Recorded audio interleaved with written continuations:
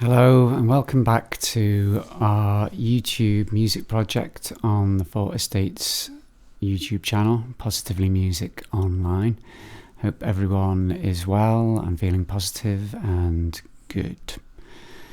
This is the first video in music composition and songwriting, covering those topics. We hope to have more videos to follow.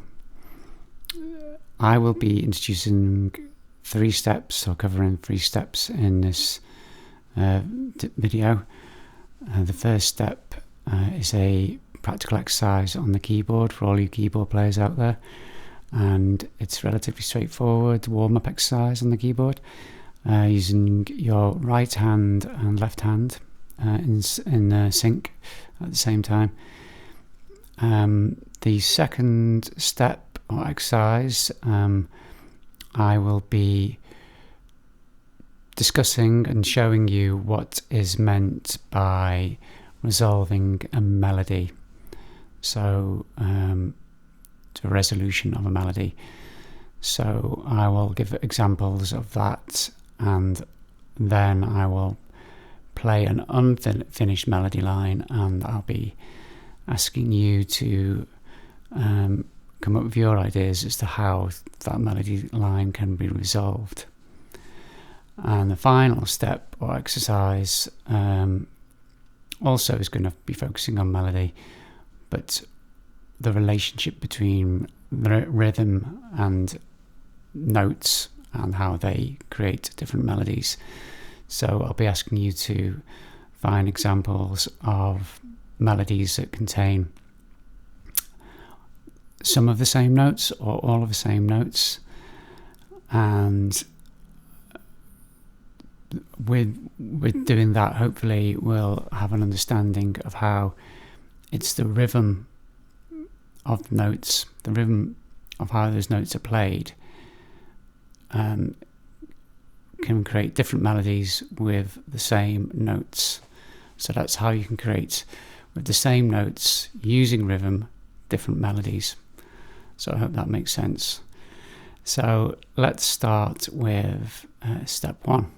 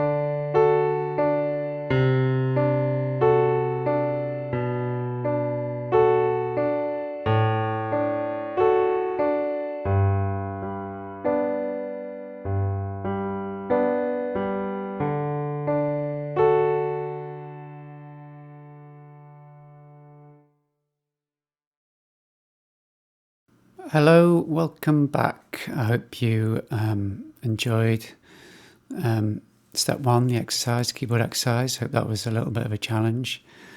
You got something out of that. Again, please comment below the video if there's something you want to say about that exercise, and we can maybe do some more exercises in following videos. So step 2, as mentioned, I'm going to be discussing and demonstrating what is meant by resolving a melody. So I'm going to give you 2 examples of just little melodies I've come up with, and it's not important that you can see the notes I'm playing. You'll be able to understand what I mean by the start of the melody and the end of the melody by hearing what I'm playing. So what I'm going to do is I'm going to split the melodies into what I'm going to call questions and answers. So I will play a question for the first example, so it'll be like the first half of the melody, and then stop, and then that'll be the question, and to resolve the melody will be the answer. So I'm going to resolve that melody and answer the question by playing the second half of the melody. The second half of the melody will be the answer to the question that is the first half of the melody, if that makes sense. So I will go right ahead and do that. Okay, here we go.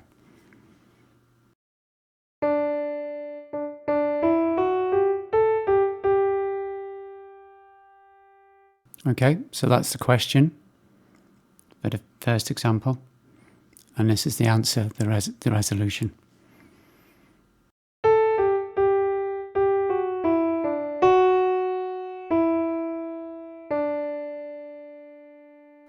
So I've ended it on the same note as the note that the melody started on.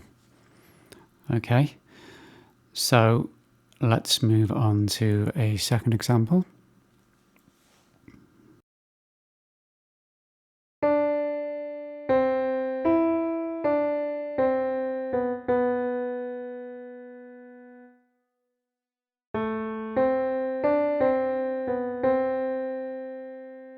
Okay, so I played the question and the answer there. So I'll just play the question first.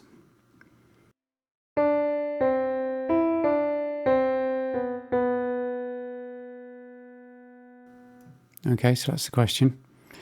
And this is the answer, the resolution.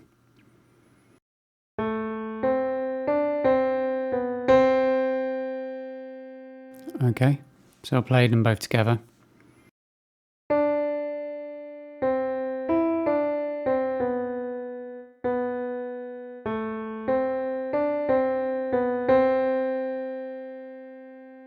Yeah, so I hope that makes sense.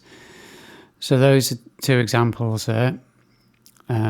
So what I'm going to do next is I'm going to play a question of another melody, and I'm going to ask you to give the answer, so the resolution to that melody.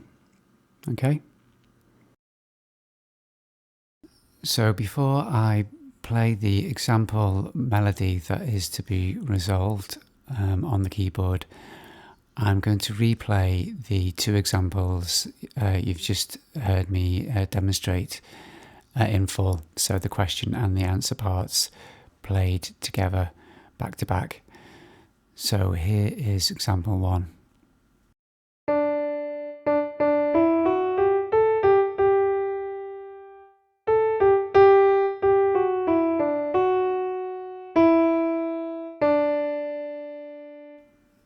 So what you might notice about that example is how the notes ascend one after the other in succession in the first half of the melody, the question part of the melody.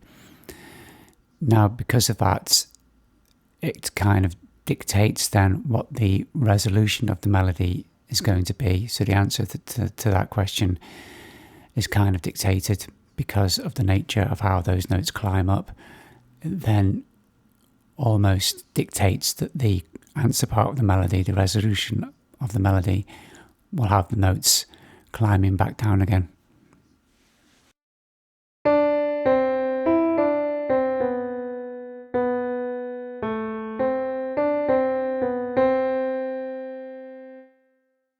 The second example, the question and the answer part of the melody are both very similar to each other, and the melody resolves by ending on a note that's separated from the first note of the melody by a single tone, so it's shifted by just one tone, and that's the only kind of real noticeable difference in the resolution of the melody. So both parts are very, very, again, because of the nature of the first half of the melody, it kind of dictates that the second half of the melody is going to be very similar to the first half of the melody. So the question is, or the answer is very similar to the question. So I hope hearing those again has helped you and might guide you a little bit if you are going to attempt to resolve this following melody.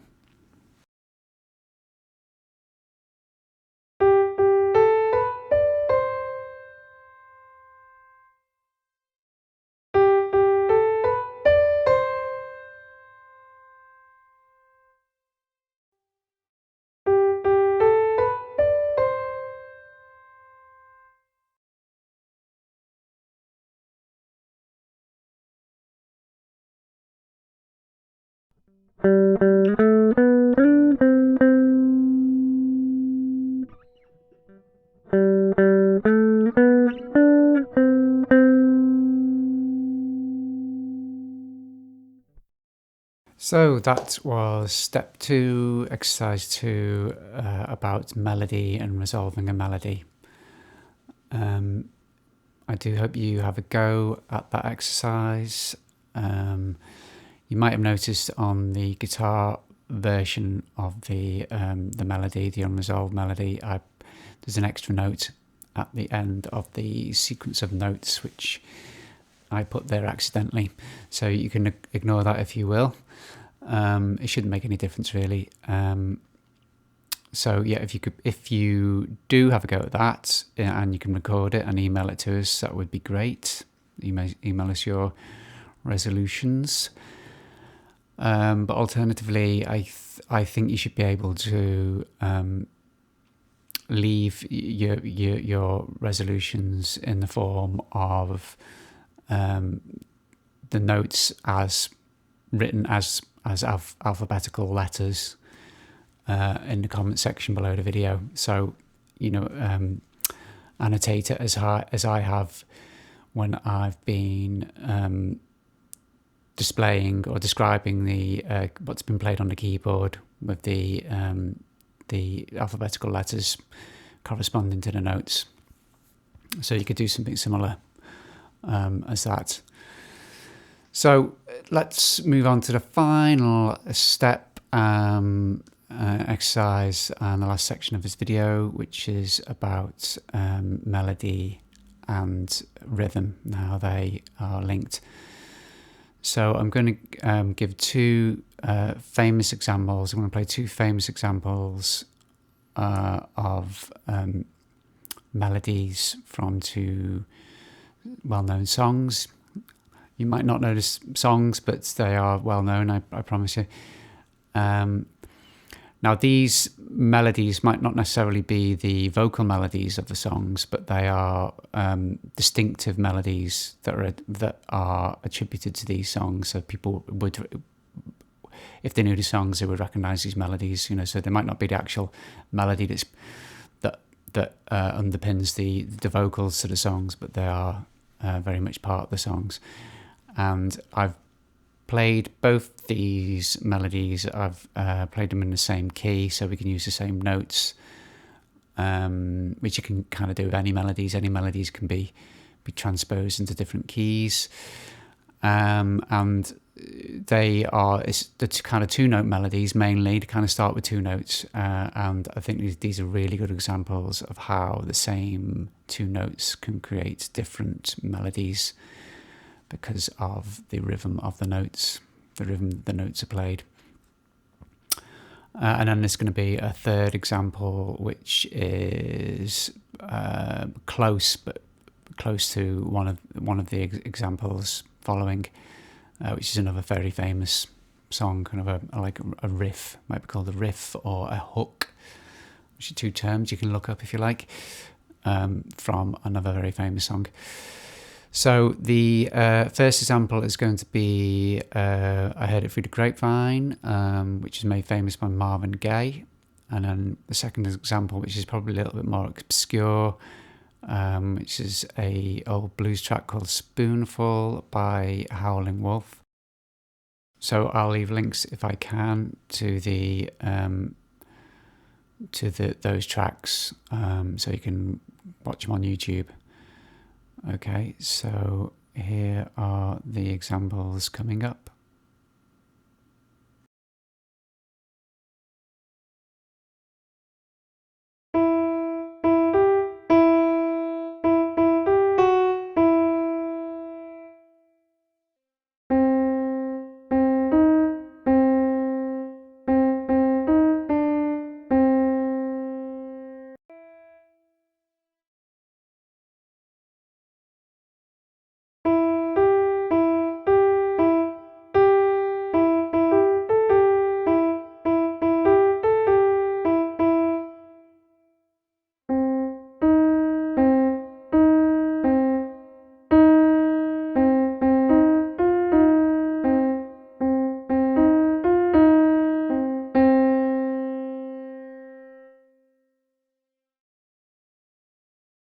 Okay, so before I play another example of a famous melody, a well-known melody that uses similar notes or the same notes separated by rhythm, I just want to describe why I picked those two examples that have been So I Heard It Through the Grapevine and Spoonful. So as I described before, I've shifted both of those melodies to be in the same key, so to use exactly the same two notes at the beginning.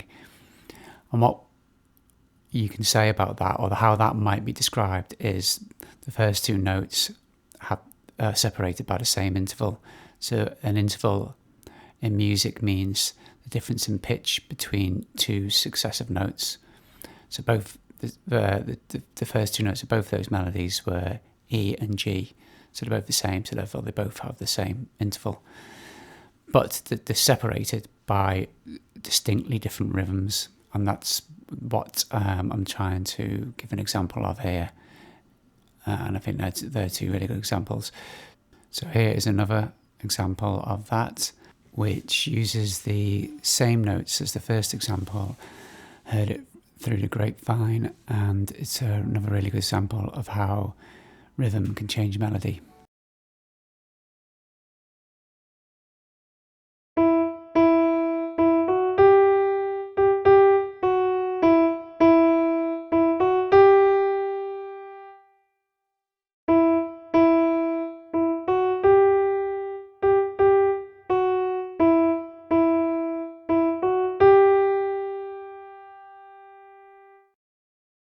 So after you've heard the examples, I would like you to try and find some examples of your own, and if you could